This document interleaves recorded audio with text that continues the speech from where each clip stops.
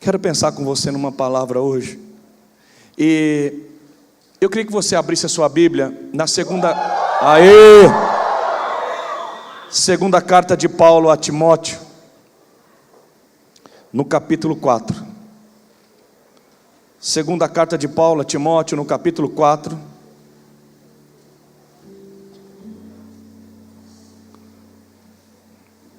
A partir do versículo 6.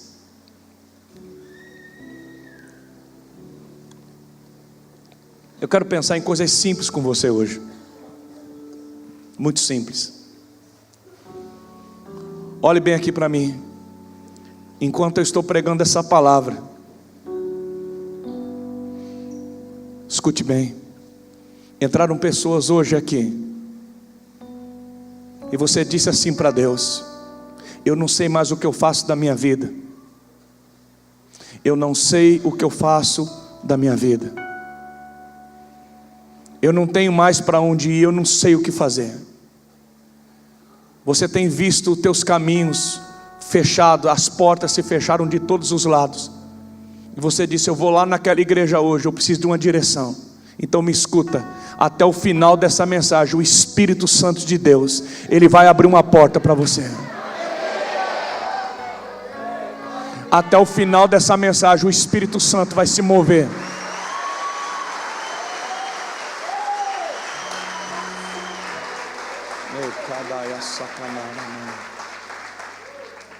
Antes de nós lermos essa palavra, você que é novo, você que está chegando agora, você que ainda não é um estudioso da palavra, deixa eu dizer para você o que está acontecendo aqui, para que você entenda a tensão dessas palavras.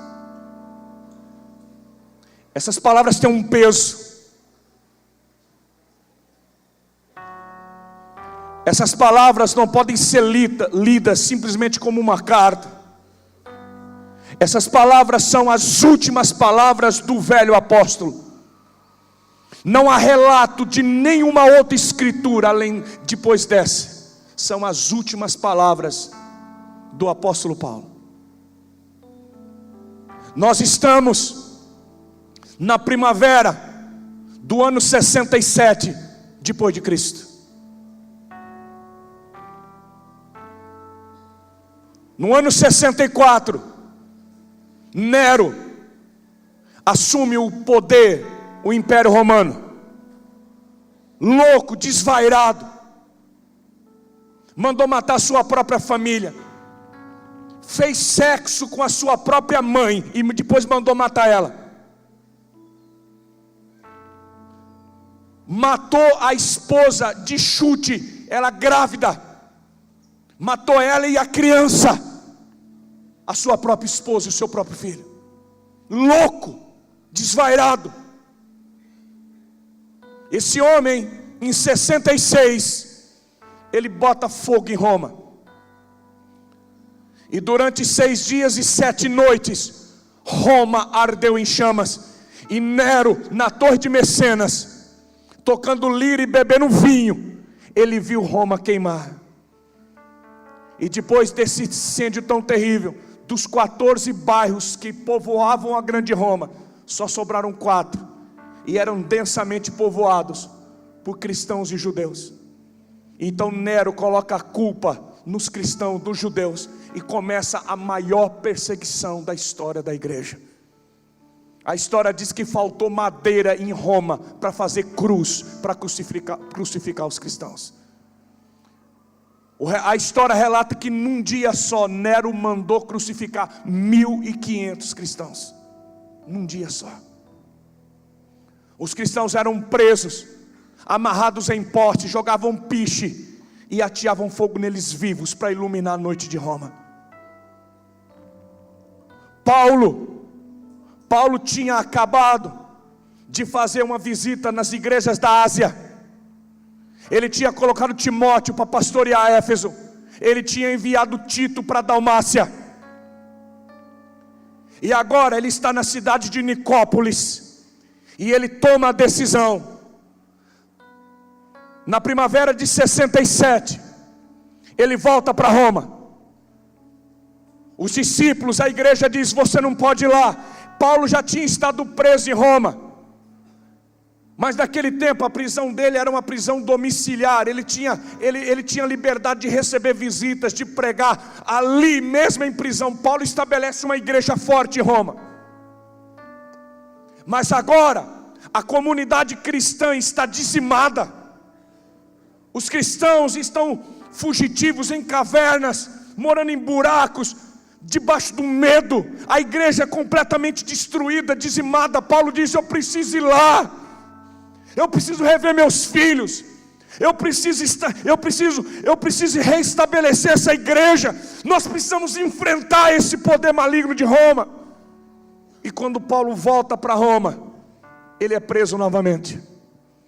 Mas agora ele é preso e acusado de chefiar a seita cristã que ateou fogo em Roma.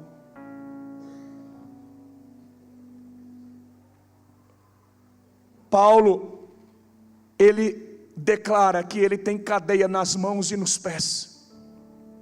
Ele é colocado numa masmorra. As prisões ainda existem, ruínas dessas prisões, eram prisões subterrâneas, na pedra. O esgoto de Roma passava dentro dessas prisões. A maioria dos prisioneiros não chegavam a ser executados porque morriam antes de lepra, de infecção, de doenças. Porque o esgoto passava, as fezes, os animais mortos, quando chovia, às vezes a água subia até no pescoço dos presos. Era um lugar terrível, escuro, úmido, um lugar desgraçado. É nesse lugar, depois que Paulo já fez a sua primeira defesa e a segunda audiência está marcada, Paulo sabe que não tem outra saída para ele. Ele vai morrer. Ele está no corredor da morte. Imagine um homem velho, cansado, sozinho, e que manda a sua última carta para o jovem discípulo, para quem ele chama meu filho legítimo, Timóteo. É uma carta de chamada, mas também é uma carta de despedida. Vamos ler esse texto.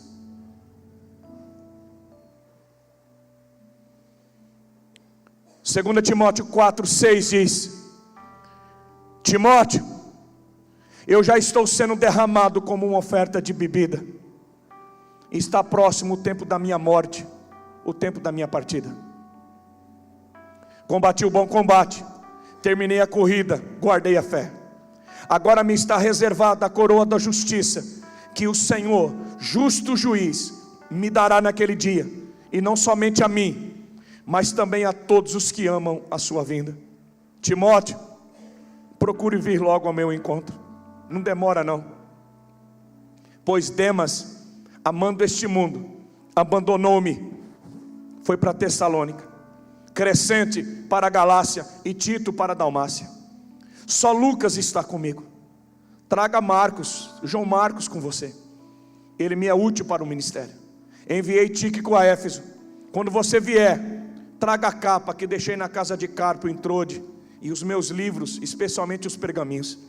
Alexandre, o ferreiro, o latoeiro, causou-me muitos males. O Senhor lhe dará retribuição pelo que fez. Previna-se contra ele, Timóteo, porque se opôs fortemente às nossas palavras, à nossa mensagem. Na minha primeira defesa, ninguém apareceu. Ninguém apareceu para me apoiar. Todos me abandonaram, todos. Que isso não lhe seja cobrado. Mas o Senhor permaneceu ao meu lado e me deu forças para que por mim a mensagem fosse plenamente proclamada a todos os gentios a ouvissem. E eu fui libertado da boca do leão. O Senhor me livrará de toda obra maligna e me levará salvo para o seu reino celestial. A Ele seja a glória para todos sempre, amém. Priscila e Áquila, saudações a Priscila e a Áquila e a casa de Onesíforo. Diga aí, a casa de Onesíforo.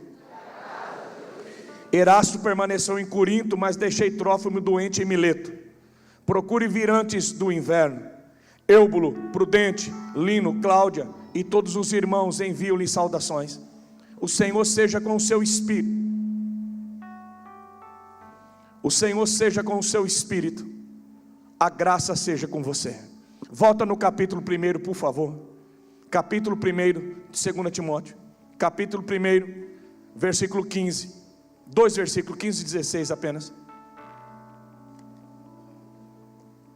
2 Timóteo 1, 15 e 16 diz: você sabe que todos os da província da Ásia me abandonaram. Todos, inclusive Fígelo e Hermógenes, eram discípulos de Paulo. O Senhor conceda misericórdia à casa de Onesíforo. Diga Onesíforo. Fala que nem crente, diga Onesíforo. Porque muitas vezes ele me reanimou e não se envergonhou por eu estar preso. Ao contrário, quando chegou a Roma, procurou-me diligentemente até me encontrar. Conceda-lhe o Senhor que naquele dia encontre misericórdia da parte do Senhor. Você sabe muito bem quantos serviços o Onesíforo me prestou na cidade de Éfeso. Diga glória a Deus. Queridos, hoje, nesses próximos minutos, eu queria que você pensasse comigo. Porque nessas últimas palavras de Paulo, há um desabafo. É interessante que chega um momento na vida da gente que a gente não fica escolhendo as palavras, que a gente não edita a mensagem.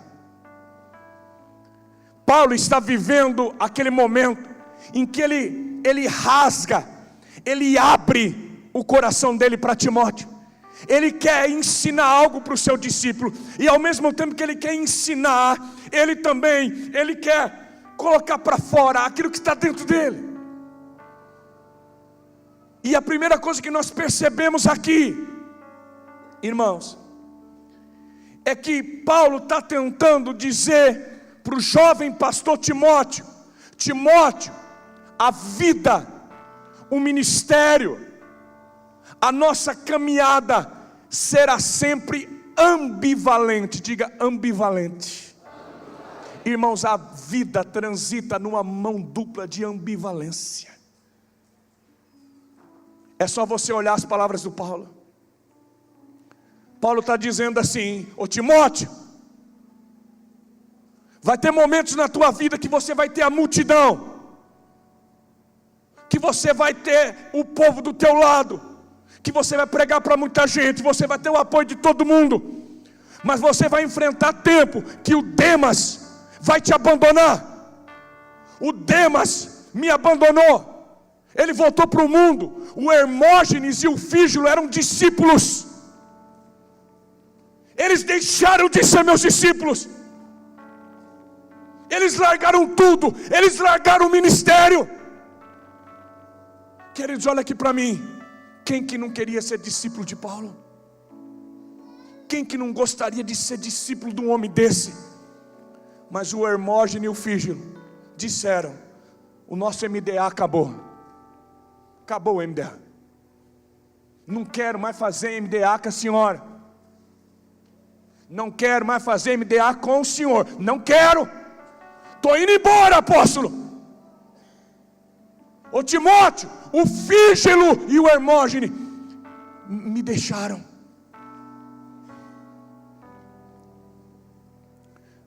Todos da província da Ásia me abandonaram. Todos. Ele está rasgando a alma dele. Ele está querendo ensinar para você, para mim, para o Timóteo, que nem sempre na vida as pessoas vão te apoiar, vão te aplaudir. Escuta bem, todo líder enfrenta a rejeição. Todo líder enfrenta a traição. É a coisa que eu acho tão interessante, irmãos, que o apóstolo Paulo, quando ele vai escrever para a igreja de Corinto, quando ele vai falar da ceia, o apóstolo Paulo, 1 Coríntios capítulo 11, ele diz: porque eu recebi do Senhor o que também vos entreguei, na noite em que o Senhor Jesus foi traído. Paulo está dizendo: toda vez que vocês cearem, eu quero que vocês se lembram, foi na noite em que ele experimentou a traição. Eu gostaria de começar essa mensagem e olhar para você dizendo que vai ser tudo mar de rosa, que não vai ter problema. Mas o apóstolo Paulo está ensinando o seu jovem pastor: você vai ter aplausos, mas você também vai chorar muito. Você vai ter o apoio do Onesíforo, que vai te visitar, que vai cruzar oceanos. Mas você vai enfrentar o Alexandre Latoeiro, desgraçado, que vai te perseguir a vida inteira. Olha aqui para mim, irmãos, tem gente que não gosta da gente. Existem pessoas que pegam raiva de você. Quem que esse crentinho pensa que ele é? O que esse pastorzinho está fazendo em Marília? O que essa igreja, o que essa PIB está pensando?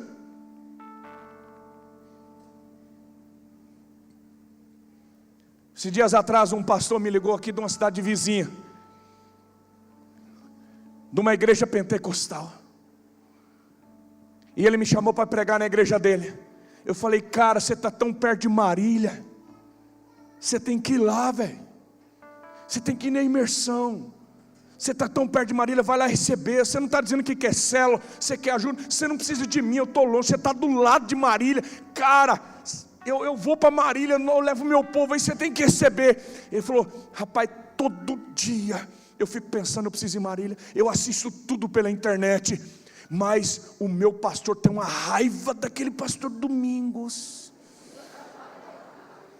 Rapaz, aquele japonês preto lá. Chamou o senhor japonês preto, cara.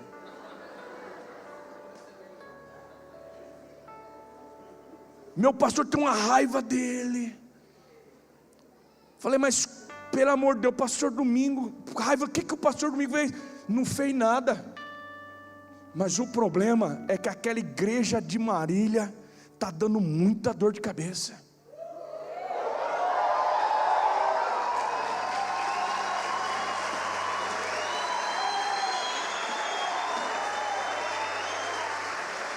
Glória a Deus por isso. Agora, pastor, pensa bem. O camarada tem raiva, o cara te xinga, o senhor não conhece o cara. Estão entendendo, irmãos? Existem pessoas da tua família que não gostam de você. Existem pessoas que você ajudou, que você empresta dinheiro, que você paga churrasco, você dá presente, e o cara não gosta de você. Não gosta. Tem pessoa na célula que você visitou, que você foi para o hospital, que você vai de madrugada, você ora, e o cara chega e diz assim: estou mudando de célula. Estou mudando. Ó o bico, quem mandando? Estou mudando de célula. Aí você diz assim: o Demas me abandonou, pastor. O Hermógenes e o filho não faz mais MDA comigo. O que eu fiz para os caras? Deixa eu te dizer, nem todo mundo vai te abraçar. Quando você pega o pão e o cálice na mão, você lembra na noite que o Senhor Jesus foi traído. Ele compartilhou a carne e o sangue dele. Queridos, e é interessante que quando a gente está transicionando uma etapa na vida da gente, quando você está diante de uma situação, começa a vir essas lembranças. É isso que Paulo está fazendo aqui. Agora, o que eu acho mais lindo aqui nesse texto é que mesmo o velho apóstolo, sendo traído, sendo abandonado, sendo injuriado, enfrentando em cada cidade, em cada igreja, decepções, perseguições, mesmo apanhando, esse homem está agora velho, doente, ele está dentro dessa prisão fedida, mas ele tem a alma dele livre. Satanás não conseguiu adoecer as emoções dele. Pastor Quieto, como é que o senhor sabe disso? É muito simples, irmão. Esse homem, o homem que dos 27 livros do Novo Testamento ele escreveu 13, o maior de todos os missionários, o maior de todos os apóstolos, um homem que foi arrebatado até o terceiro céu, o homem que a sombra dele fazia milagre, que os lenços e aventais expulsavam demônios e curavam enfermos. Esse homem, ele diz: todos da Ásia me abandonaram, ninguém compareceu na minha audiência. Ele poderia sentar naquela prisão e dizer assim: é o seguinte, eu não preciso de ninguém não, eu não preciso de ninguém, eu e Deus aqui está bom demais. Chega, esse povo, igreja é máquina de moer gente. Quer saber de igreja, não quer saber de célula, não quer saber de supervisão. Deixa eu morrer quieto aqui. Ele podia sentar na depressão dele e dizer: o que eu tinha que fazer eu já fiz, não quero ver ninguém, já cumpri minha carreira. Mas esse homem é tão curado, é tão livre, irmãos, que ele pega a sua pena, a sua tinta, e ele diz: eu vou mandar um WhatsApp para o meu discípulo. Vou mandar. E ele manda uma mensagem para o Timóteo: Timóteo, vem me ver, Timóteo, vem depressa. Timóteo, vem antes do inverno, traz a minha capa. Ficou lá na casa de Carpo, o inverno está chegando aqui na Europa, eu não vou aguentar esse frio, eu preciso da minha capa, cara. Timóteo, não vem sozinho não, traz o João Marcos com você, eu preciso dele. Você consegue ouvir a voz cansada desse apóstolo dizendo: eu preciso de gente, eu não quero terminar minha vida sozinho,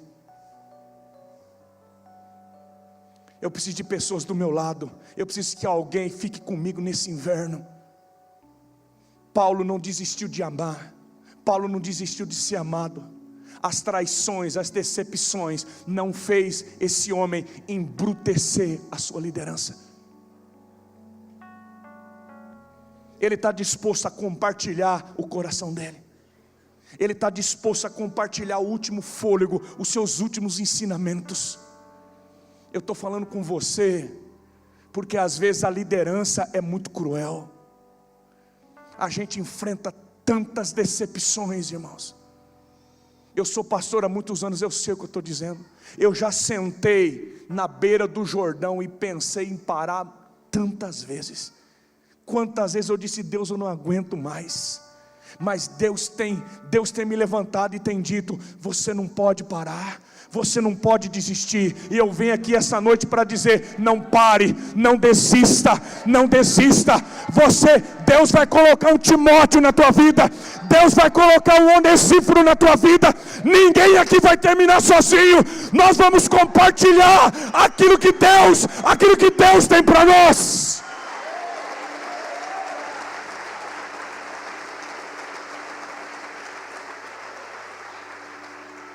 Deixa eu repetir aqui o que eu disse nos cultos anteriores. O próprio Deus disse assim: não é bom que o homem esteja só. Diga: não é bom que eu esteja só. Quando que Adão viveu só? Até quando que Adão viveu sozinho? Enquanto ele foi inteiro. Enquanto Adão foi inteiro, ele foi só. Mas quando Adão compartilha uma parte dele, quando Adão entrega para Deus, quando Adão compartilha dele, do compartilhar de Adão, Deus não deixa mais Adão sozinho. Olha aqui para mim, toda pessoa inteira, ela é sozinha. Nós vivemos num mundo em que as pessoas não querem entregar parte de si. As pessoas não querem compartilhar a vida, as pessoas não querem compartilhar o coração, As pessoas não querem compartilhar a sua intimidade. As pessoas não querem compartilhar a vida, não querem compartilhar a liderança. Nós vivemos num mundo que vive num egoísmo, num ostracismo. As pessoas, elas querem ser inteiras, elas querem ser todas. Eu não quero, ninguém tem nada a ver comigo. É a minha vida, é a minha casa, é a minha intimidade, é o meu sonho, é o meu dinheiro, é o meu quarto, é o meu banheiro, é o meu sofá, é o meu carro. As pessoas querem tudo inteiro. É meu. Parece que eu vejo a minha filha pequenininha, eu dizendo assim: filha, dá um pedacinho para a amiguinha. É meu. Existem pessoas que desde que nasceram ainda têm esse coração. É tudo meu. Eu quero inteiro. Preste atenção no que eu vou lhe ensinar. O apóstolo Paulo, ele deixa um mandamento em Tessalonicenses: em tudo dai graças. Diga: em tudo dai graças. Diga: em tudo. Meu irmão, tudo é tudo. Você concorda comigo? Em tudo dai graça. Agora me responda: o que é dar graça, irmãos? O que é dar graças? Diga: agradecer. Eu digo: Deus, eu quero te dar graças por essa água. Estou agradecendo. Mas dar graças é mais do que agradecer. Dar graças é reconhecer que tudo vem dele. O salmista diz: entra pela porta dele com ações de graças, nos seus atos com hinos. Aclame ao Senhor toda a terra. Por quê? Porque tudo é dele. Tudo vem dele, tudo é dele, por ele e para ele. Você dá graça, você dizendo: Deus, essa água veio do Senhor, o Senhor que fez, o Senhor que me deu. Dar graça é reconhecer que tudo é dele. Mas é mais do que isso. Dar graças é mais do que agradecer. Dar graças é mais do que reconhecer que tudo é dele. Dar graças é devolver para Deus aquilo que veio de Deus. Como assim, pastor? Quando nós apresentamos uma criança aqui, quando um pai e uma mãe vêm apresentar uma criança no altar de Deus, o que o pai e uma mãe vêm fazer? Vem consagrar a criança, vem dedicar a criança. E o pai e a mãe, o pastor, levanta a criança e diz: te damos graças, Senhor. Te damos graças por essa criança, obrigado. Essa criança veio do Senhor. E o que nós estamos fazendo agora? Deus, nós queremos entregar nas tuas mãos essa criança. O Senhor deu, mas nós queremos devolver nas tuas mãos, para o Senhor guardar, para o Senhor cuidar, para o Senhor proteger, para o Senhor ensinar.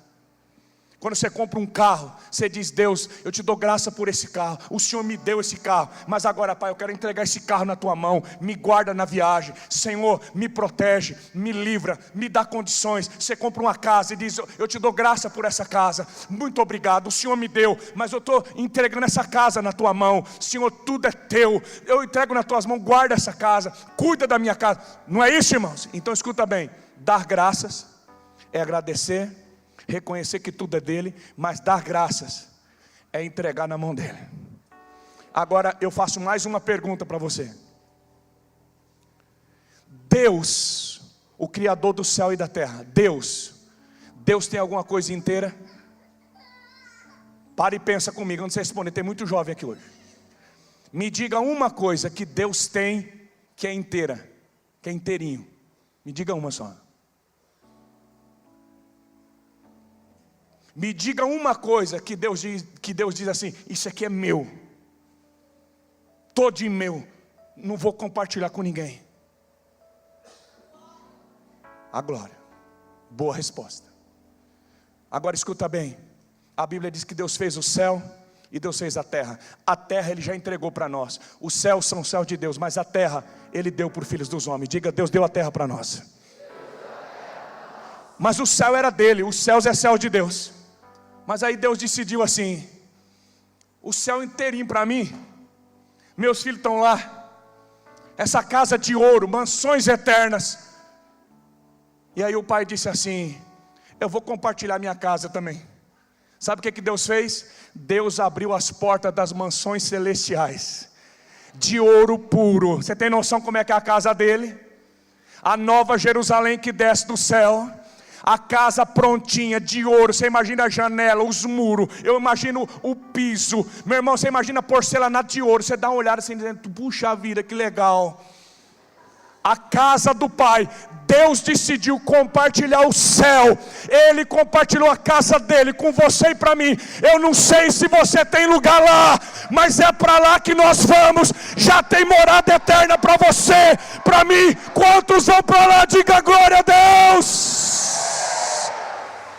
Aleluia!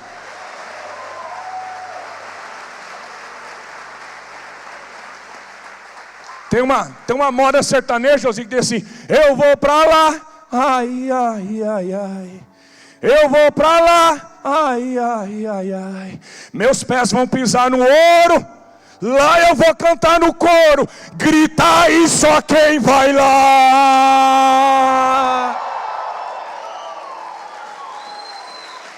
É isso aí. Quase lá.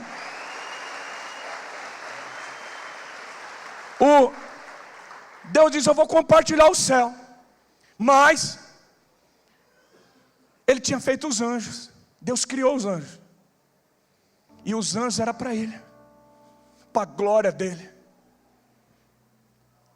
E aí o Pai olhou para você e para mim e disse: eu vou compartilhar os anjos também. Você já imaginou isso, irmãos? Deus disse: eu vou enviar os meus anjos. Os meus anjos vão acampar ao redor daqueles que me temem, que me buscam, que me amam. O céu veio para a terra. Você está andando e os anjos estão com você. O teu filho vai para a escola, você diz: Deus, guarda meu filho.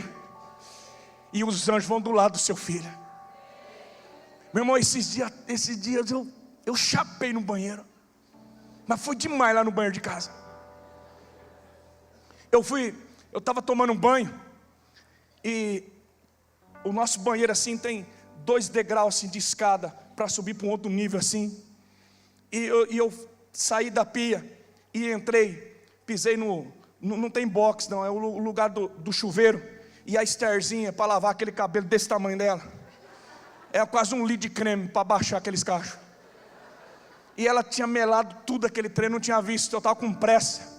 E eu saí da pia ali, meio afobado. Meu irmão, na hora que eu pisei no lugar de tomar banho, os 2 pés subiram para cima. Sabe, parecia que estava num filme, cara. Eu vi na minha cabeça a cena. É muito rápido, mas eu vi. Irmãos, eu subi os 2 pés assim. E eu tentei me defender. E a hora que eu bati a cabeça na quina da pedra, do granito, do degrau.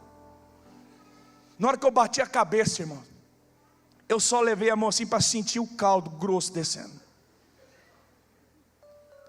Mas na hora que eu levei a mão, caído assim, eu senti, eu disse: ué, mas não está doendo? Não está doendo? O que está acontecendo? E a hora que eu olhei na quina assim, irmãos, na minha cabeça, eu senti a presença dos anjos ali. E Deus me disse: fica tranquilo, eu coloquei a mão, você não aconteceu nada com a sua cabeça. Os anjos de Deus.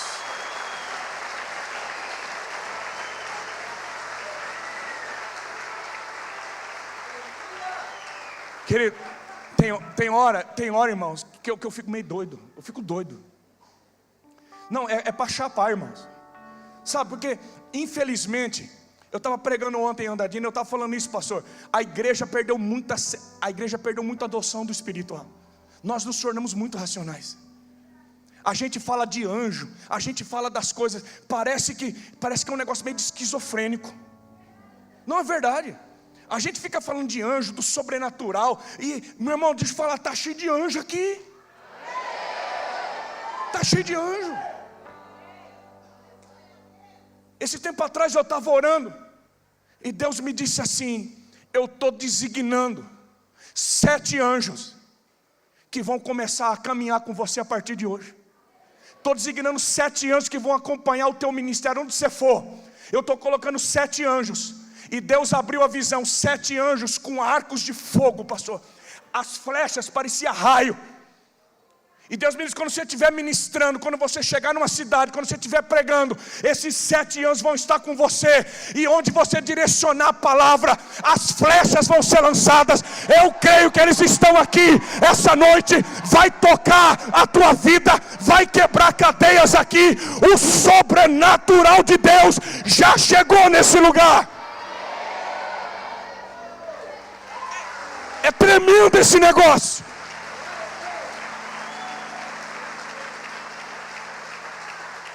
E eu não estou falando isso para te animar, irmão. Mas eu queria que você transcendesse um pouco a tua razão, o teu racionalismo. Porque Deus compartilhou os anjos. São miríades e miríades de anjos. Jacó encontrou um exército de anjos, Manaim. Ele viu o céu aberto em Betel. O apóstolo Paulo, visitação de anjos. Pedro na prisão, o anjo vai lá e liberta ele. A igreja primitiva, irmãos, era a coisa mais normal do mundo. A igreja vivia no sobrenatural. A igreja tem que começar a abrir os olhos do Espírito. Eu estava assistindo a Globo News esses dias atrás. E eu fiquei doido. Porque eu vi todo o aparato, toda a proteção do presidente dos Estados Unidos. Quando o Barack Obama, ele vai sair para um outro país, para uma viagem. Antes dele chegar no país, irmão, toda a polícia secreta, os agentes do governo, já chega antes no país. Já faz uma varredura no hotel, andar por andar. Já se posiciona nos prédios vizinhos, atiradores de elite. Quando chega no aeroporto, os carros vão na frente. O espaço aéreo é isolado, é uma proteção. O presidente está descendo, o presidente está chegando, o presidente está saindo. É o carro tal, meu irmão, é na frente, é atrás, do lado, é por cima. É uma proteção completa. É o Barack Obama, é o presidente dos Estados Unidos. Agora deixa eu te dizer, você é filho do Rei dos Reis e do Senhor dos Senhores. Tem anjo que guarda a tua entrada, tem anjo que guarda a tua saída, do dia, de noite, por cima, por baixo. Ele está com você, Ele guarda você, Ele protege você.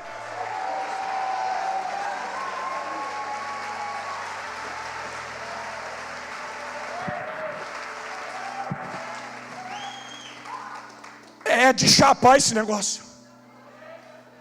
Eu estava jantando com um ancião esses dias, alguns anos atrás, Pastor Nelson. Ele tinha feito uma cirurgia do coração. E ele tinha feito uma viagem de São Paulo a Cuiabá. Voltou, eu estava em Venceslau. Ele parou e eu levei ele para jantar em casa. Ele tinha um ômega, esqueço nunca, um ômega preto. Eu tinha uma livraria evangélica. E sempre que ele passava, eu recebia ele em casa. E o pastor Nelson, a gente jantando, ele disse: Jeto, você acredita em anjo? Eu falei: cara, acredito. Ele falou: rapaz, eu tive uma experiência tremenda. Ele falou: estava voltando agora de Cuiabá, passei por Campo Grande. E eu estava naquela estrada isolada de Campo Grande, vindo para cá, na Manuel da Costa Lima. E estourou o pneu do carro. Ele falou que eu joguei para o acostamento. E quando eu saí, o pneu todo estourado. Ele falou: fiz a cirurgia do coração. Eu não tenho força para trocar o pneu do homem. Um sol quente. Eram umas 2 e pouco da tarde. Ele falou que entrou dentro do carro e disse: Deus, eu não tenho condições de trocar esse pneu. Eu não tenho forças. Então eu queria que o Senhor fizesse alguém parar, me ajudasse, porque eu preciso chegar, eu preciso tocar a viagem. Ele falou que estava falando com Deus ainda. Alguém bateu no vidro do carro. E ele baixou o vidro. E um varão forte olhou para ele e disse: o que o senhor está precisando? Ele disse: eu preciso trocar o pneu. Eu falei: então abre o porta-mala. Abriu o porta-mala. E ele saiu do carro, começou a olhar de onde aquele cara tinha vindo, porque não tinha carro parado, não tinha moto parado. E ele pegou o pneu rapidão, trocou. E ele queria olhar nos olhos, queria ver a face, mas ele não conseguia olhar. E quando o camarada acabou de trocar o pneu, ele entrou no carro, pegou a carteira e voltou e disse: qual é o seu nome? Eu quero te dar alguma coisa, você me ajudou demais. E aquele homem olhou nos olhos dele e disse: por que perguntas o meu nome? E o homem desapareceu.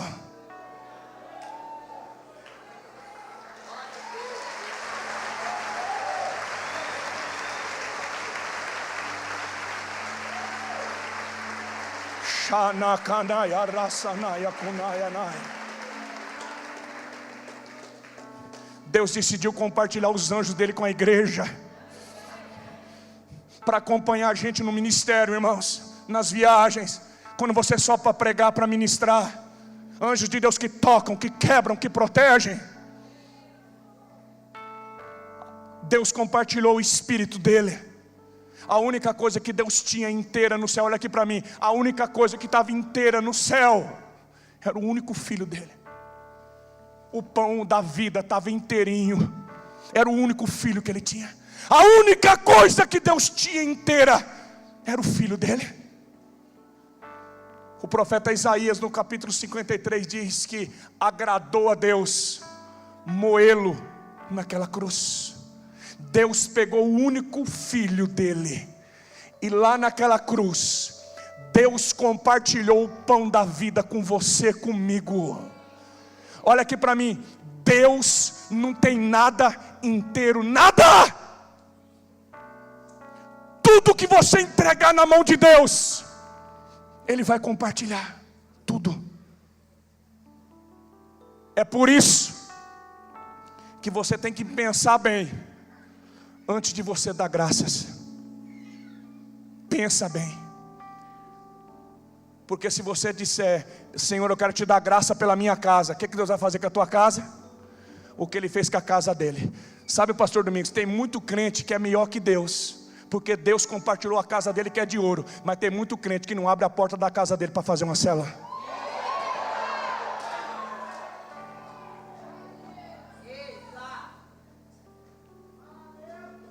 Querido, com muito amor, olha aqui para mim. Se você quer alguma coisa inteira na tua vida, entrega na mão do diabo. Porque se você entregar na mão do diabo, ele não vai deixar ninguém relar, nem você. Nem você. Quando um homem entrega a sua vida a Satanás, sabe como é que chama isso? Corpo fechado. Quantas mulheres não se casaram, não vão ter filhos, não vão ter nada, porque entregou o corpo para Satanás, e Satanás não deixa ninguém tocar. Porque o diabo não compartilha nada com ninguém. Ele é o senhor do egoísmo, é o senhor da solidão. Eu queria que você ouvisse essa palavra hoje em nome de Jesus, e entendesse que tudo que você der graças, você vai entregar na mão de Deus. Se você der graça pelo teu marido, Deus vai compartilhar teu marido. Se você der graça pela tua esposa, Ele vai compartilhar a tua esposa. Esses dias eu estava orando e eu disse: Deus, eu quero te dar graça pela minha filha. Deus disse: você tem certeza, Jeta?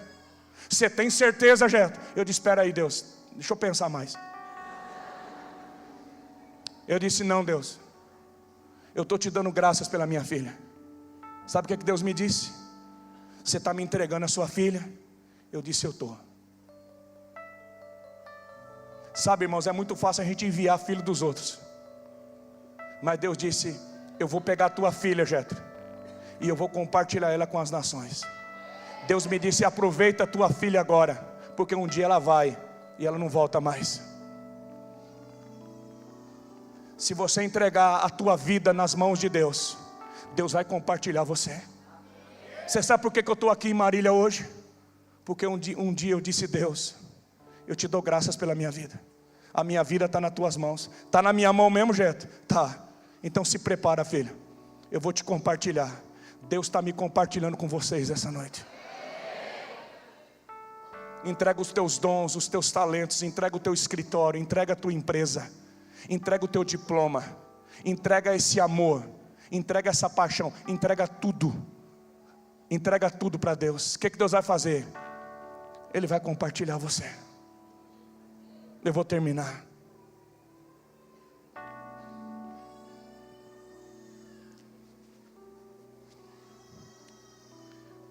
Por último,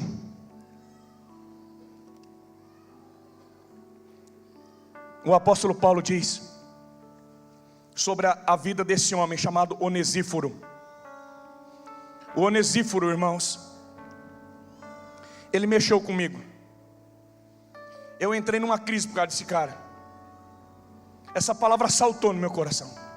Eu vou repetir a leitura. Projeta para mim 2 Timóteo 1:15 a 18. Vamos fechar com isso.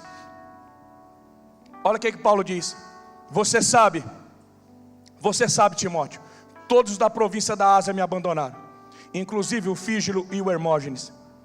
O Senhor conceda misericórdia à casa de Onesíforo. Diga Onesíforo.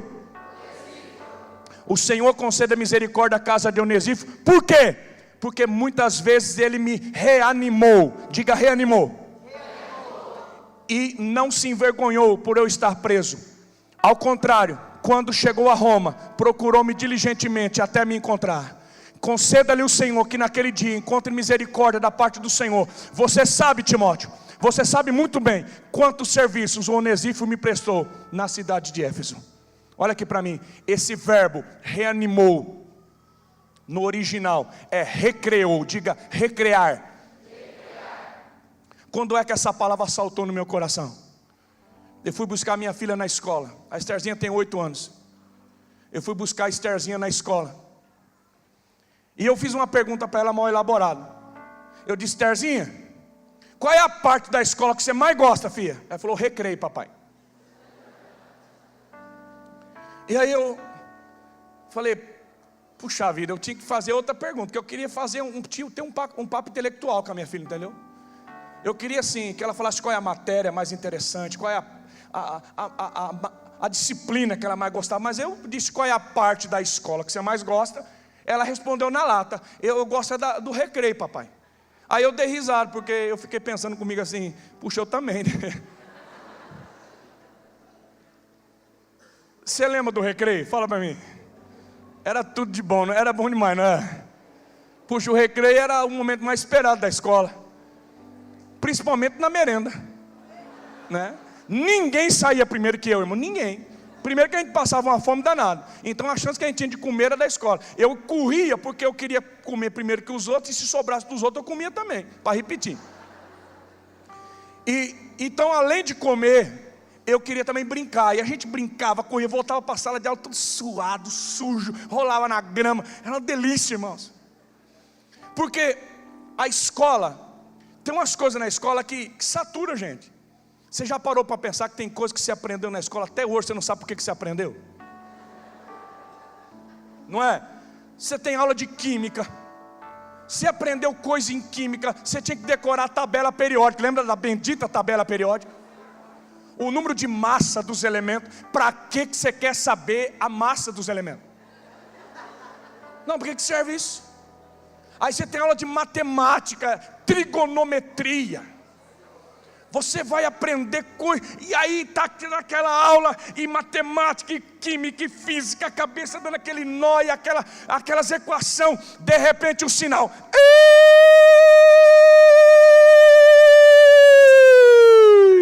Yes, sir. Recreio. Professor nem não dá nada, não dá tchau, não dá nada, a gente corre. Aleluia. Estou livre. Agora, preste atenção. O apóstolo Paulo, ele diz: o Onesíforo, quando ele chegava naquela prisão fedida, escura, úmida,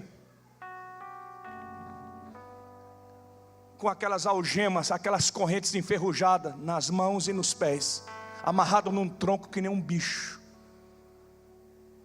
no meio daquela lama, daquele estrume. Paulo diz: quando o Onesíforo chegava, ele tocava a hora do recreio. Ele diz: o Onesíforo me recreou muitas Muitos, porque o Onesíforo muitas vezes me recreou dentro daquela prisão.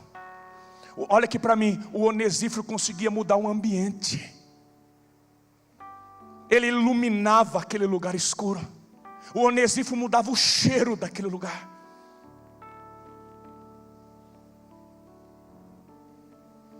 E quando eu olho para o Onesíforo, queridos, eu olho para a igreja. Porque só tem um povo que tem luz para brilhar na escuridão, é a igreja. Só tem um povo que tem condições de mudar o cheiro. A igreja tem o bom, a igreja não tem, ela é o bom perfume de Cristo, porque a igreja é o corpo de Cristo. A igreja cheira Jesus. A igreja tem que mudar o cheiro do ambiente. A igreja é o sal. A igreja tem que mudar o sabor do lugar. Irmãos, sai nas ruas de Marília.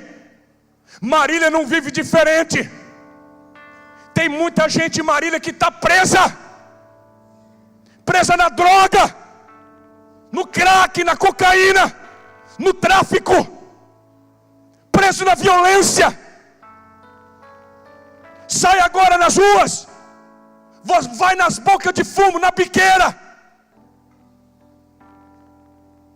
O nosso mundo, o Brasil, São Paulo, Marília, cheira o sangue da violência, dos assassinatos, das chacinas, dos abortos, dos suicídios. Aí fora está cheirando o sexo barato, da homossexualidade, das prostitutas. A igreja precisa ir lá. Precisa ir lá. Olha aqui para mim, irmão. Essas pessoas não aguentam mais. Alguém tem que tocar a hora do recreio.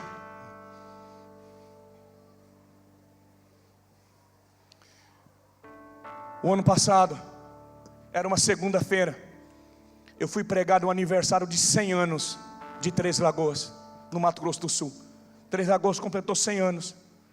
E eu fui pregar na Praça Ramsteb. Tinha uma multidão de mais de 30 mil pessoas. Foi a maior multidão que eu preguei na minha vida. Mas eles não estavam lá por causa de mim, estavam por causa da cantora que foi cantar. Mas eu aproveitei e preguei, né? Então, eu estou sendo sincero, né? Então, por causa do show, tudo, era um mar de gente. E como lá é horário Mato Grosso, é uma hora a mais, a menos, então a gente acaba ficando muito tarde. E quando acabou aquele culto em praça pública, acabou o show, nós fomos jantar, era mais de meia-noite, 1h da manhã no nosso horário. E era segunda-feira, eu estava muito cansado. Eu levei o Dudu para dirigir para mim.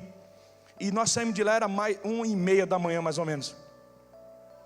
E aí eu falei para o Dudu: cara, eu não estou aguentando, eu estou muito cansado, eu vou dormir. E eu deitei o banco do meu carro. O Dudu foi dirigindo. E na avenida de saída de Três Lagoas, eu levantei a minha cabeça assim, e eu vi uma região tudo escuro naquela avenida. E eu vi o lugar do tráfico, as prostitutas, os homossexuais, todos naquelas esquinas, naquelas calçadas. Um lugar muito escuro, um lugar perigoso. E eu levantei os olhos e eu vi aqueles homens, aquelas mulheres, a fumaça. E eu disse: Deus, tem misericórdia. Que lugar horrível, Deus, tem misericórdia. E quando ele está saindo, pegando já a rodovia para voltar para casa, sentido Brasilândia, o Espírito Santo de Deus me disse assim: manda o Dudu dar meia volta, volta na avenida. Eu disse: Deus, está muito tarde, é perigoso, está muito escuro. Deus me disse: dá meia volta. Eu disse: Dudu, faz o retorno, volta para a avenida. Ele disse: pastorzão, eu passei já meio ligeiro ali, é um lugar perigoso. Eu disse: Deus está mandando voltar, Dudu. Mas nós vamos parar onde? Eu falei: não sei, volta. E ele fez o contorno, voltou, subimos umas 4, 5 quadras. Deus me disse: agora pega voltando de novo. E eu voltei no mesmo sentido. E eu ajeitei meu banco. Eu disse: Deus, o que o Senhor tem, o que o Senhor quer fazer? Quando nós chegamos na penúltima esquina, uma esquina escura, Deus me disse: para o carro.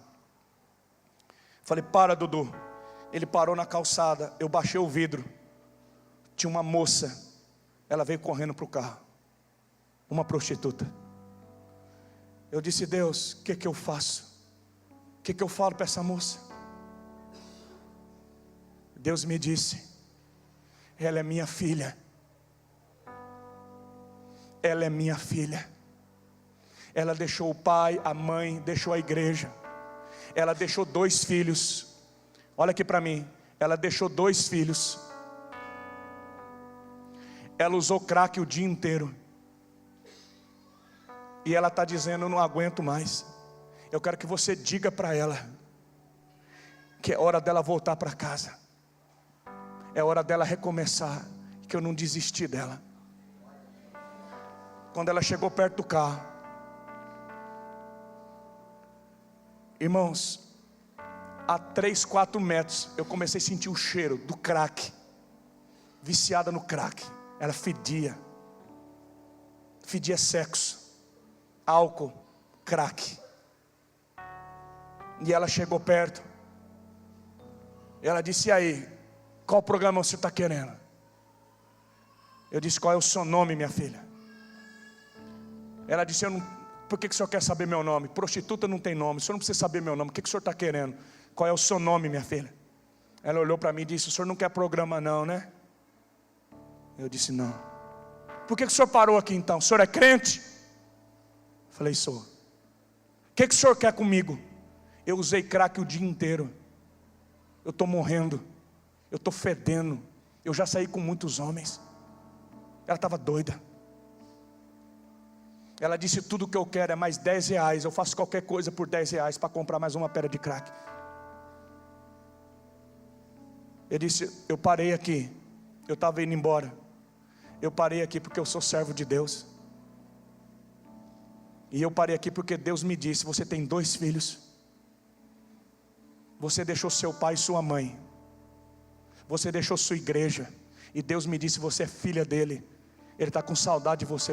É a hora de você voltar para casa. Ela começou a chorar e disse para mim: você acha que Deus vai querer uma prostituta fedida que nem eu?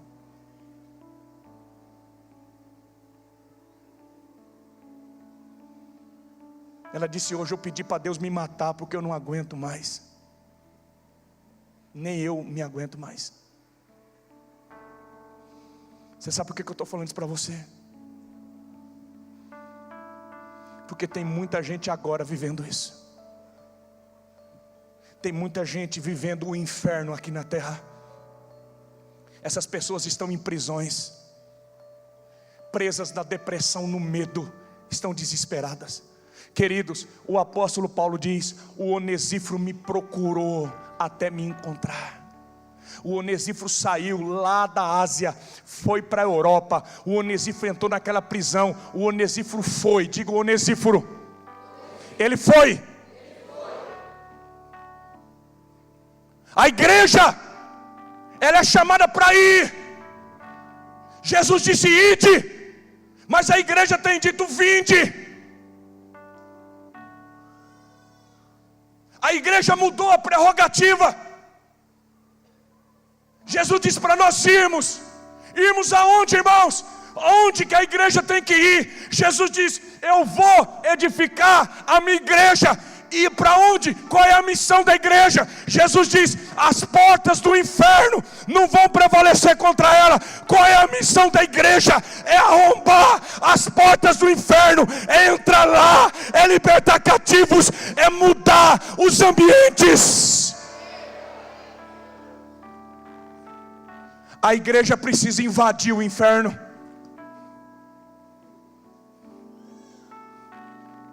Mas nós estamos trancados, com os nossos ar-condicionados ligados, sentados em poltronas confortáveis. E a gente diz: quem quiser que venha. E deixa eu te dizer, tem muita gente que não aguenta, que não tem força para vir aqui. O Onesíforo entrou lá dentro daquela prisão. O Onesíforo recreou a vida do homem que estava algemado, amarrado em prisão. Tem gente dentro, e olha aqui para mim, tem gente dentro da tua família que não aguenta mais. Você que entrou aqui essa noite, amarrado pelo vício, pelo ódio. Você que entrou aqui essa noite dizendo: eu vou matar, eu vou acabar com tudo. Você está amarrado pela mágoa, pela revolta. Deus me trouxe hoje aqui para tocar o recreio na tua vida. Essa prisão vai cair por terra, em nome de Jesus de Nazaré.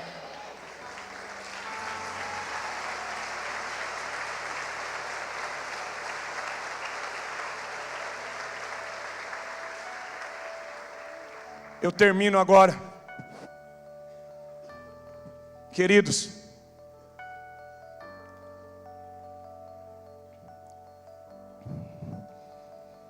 existe um livro apócrifo chamado Atos de Paulo.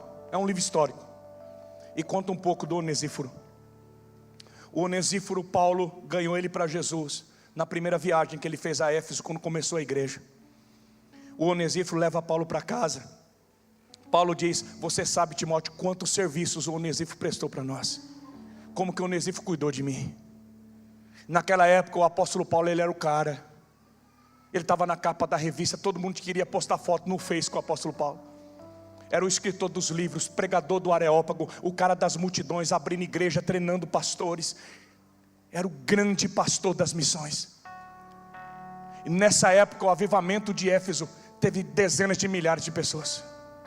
Mas agora Paulo não está pregando em igreja nenhuma. Paulo não está mais na capa dos livros.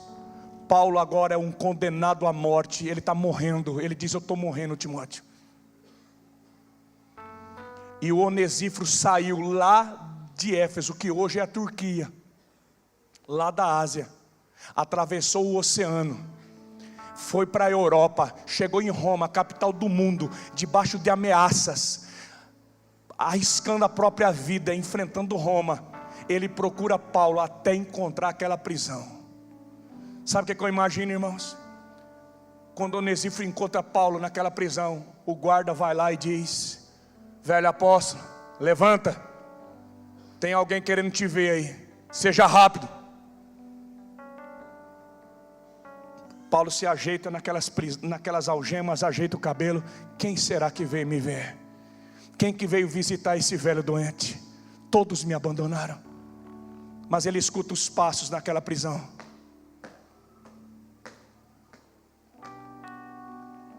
E eu imagino o Onesíforo chegando com a cabecinha assim na porta e dizendo: pensou que eu não vinha, né, meu pastor? Pensou que eu não vinha, velho apóstolo? Eu vim aqui, vim para recriar sua vida. O livro diz que Onesíforo ficou com Paulo até a morte dele. Eu encerro hoje dizendo o seguinte: quem que faria isso por você? Quem que atravessaria um oceano? Quem que deixaria tudo? Essa viagem poderia demorar mais de um ano. Quem que deixaria o trabalho, a família, para visitar você dentro de uma prisão? Pare e pensa comigo, por quem que você faria isso?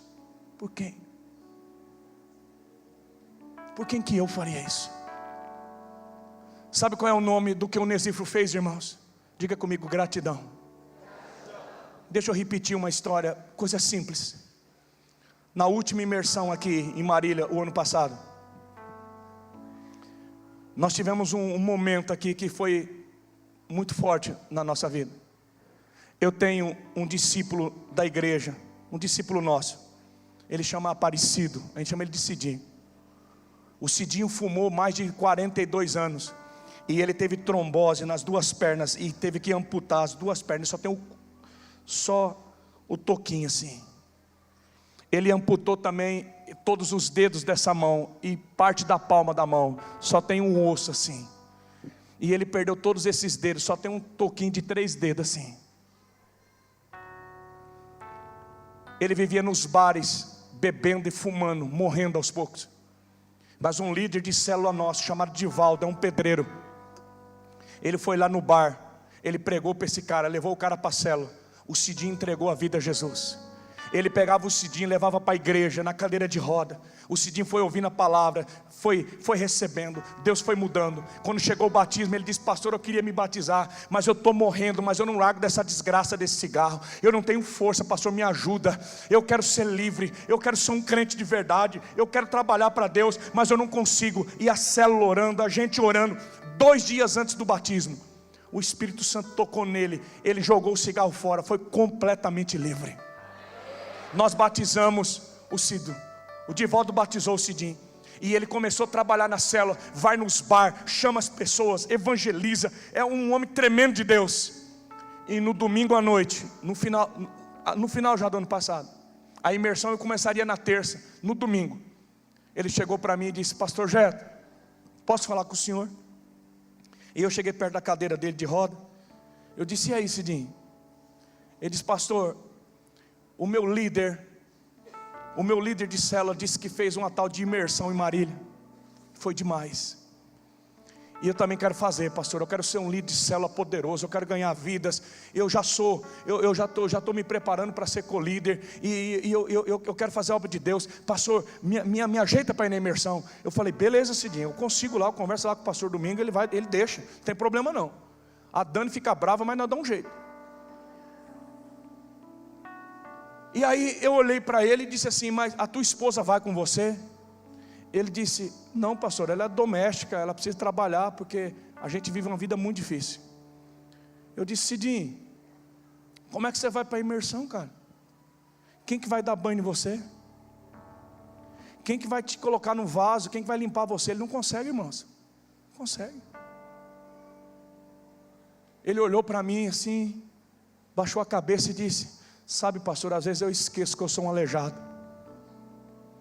Às vezes eu esqueço que eu sou um inválido. Eu esqueço, pastor, desculpa. Baixou a cabeça e eu falei: pô, Cidinho, desculpa eu, cara, não tem o que fazer. E ele pegou a cadeira de roda, foi embora. E passou aquele momento, foi muito difícil isso. E eu fui para casa. Na segunda-feira eu estou na igreja, e o Divaldo, o líder de célula dele, chegou na igreja. Ele disse: pastor, posso falar com o senhor? Eu falei: lógico, filho. Ele disse: o Cidinho procurou o senhor ontem na igreja, que queria ir na imersão. Eu falei: procurou, Divaldo, mas como é que ele vai, cara? Ele falou: eu sei, pastor, mas essa noite eu orei muito, conversei com a minha esposa. O senhor sabe, eu já perdi uma semana de serviço na imersão passada que eu vim fazer, que eu fui fazer. Mas eu orei a Deus e eu conversei com a minha esposa. Pastor, se o senhor deixar, eu queria levar meu discípulo para a imersão. Eu falei: Divaldo, você vai dar banho nele, cara. Você vai limpar o cocô dele, Divaldo. Você vai levar ele no banheiro, cara. Ele falou: pastor, é o meu filho. Deixa eu servir meu filho, pastor. E ele veio aqui. Você lembra disso? O Divaldo, uma semana empurrando ele na cadeira de roda. Tinha hora que parece que a cadeira de roda flutuava aqui. E o Cidinho de mão levantada, cheio do Espírito Santo, está se preparando, vai ser líder de célula agora. Querido, olha aqui para mim. Por quem que você faria isso? Quem faria isso por você? Sabe, nós estamos numa igreja aqui hoje, uma igreja cheia de dons. A igreja de Marília é uma igreja poderosa. Mas sabe, pastor Domingos, às vezes nós nos esquecemos de quem Paulo foi na vida da gente.